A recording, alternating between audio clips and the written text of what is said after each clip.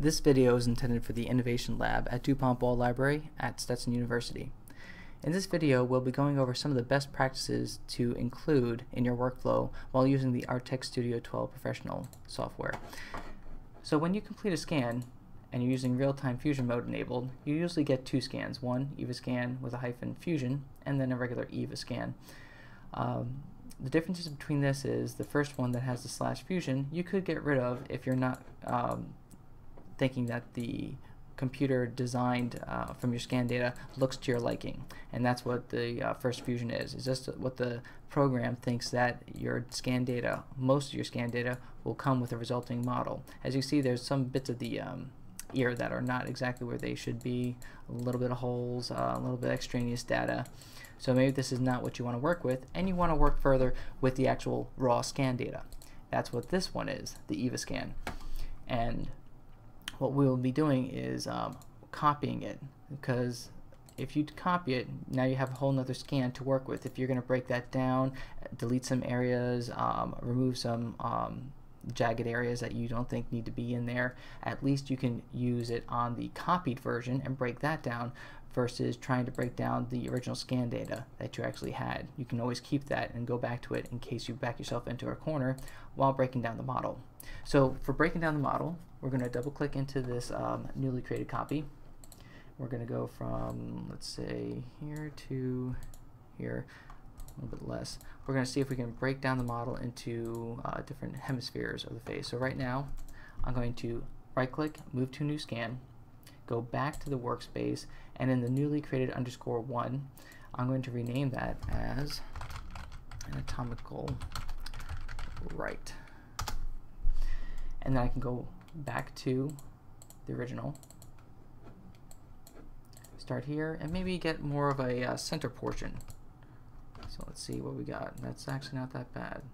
So I will right click, move to a new scan, go back, and in the newly created one, I will also rename that, say center scan.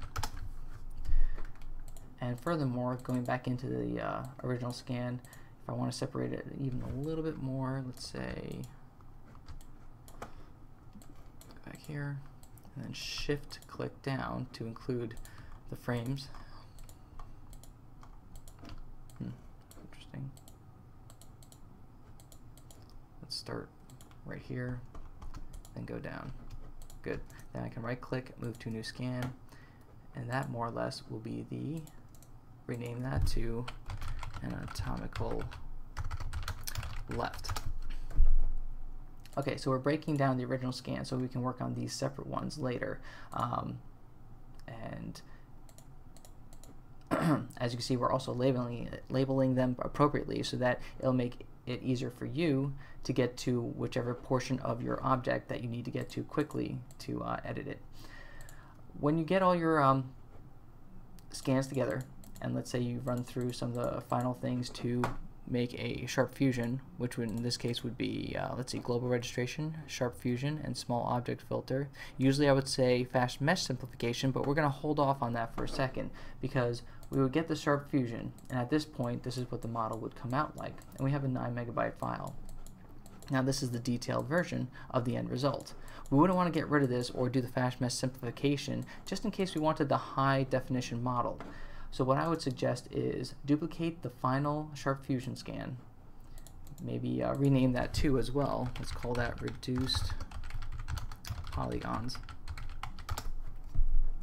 And on this one, make sure the eye is checked on this one because we're only going to affect this new copied model. Now we can do fast mesh simplification, hit apply,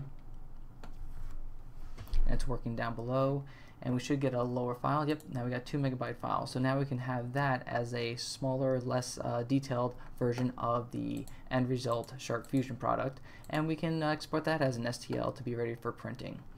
And the last thing, besides making copies and duplicating, I guess you would say, layers, as well as labeling them appropriately so you can get to them quicker, such as these examples right here, is to save and save often. When you're saving, save the project as, or save the project so that you can save it to where you need to. In this case, probably a external USB drive that you would find in this window. just because this is a shared profile, the innovation profile. If you had a save to the hard drive on the computer desktop, who knows if somebody could accidentally delete it. So it's best just to keep it with you on an external drive of some sort. And then save often, because you do not want to lose your progress in your work, because even though I have, let's see, 8 layers right here, it could still become a lot more in case I broke down this model even further. And those are some of the best practices that you should employ when using Artec Studio 12.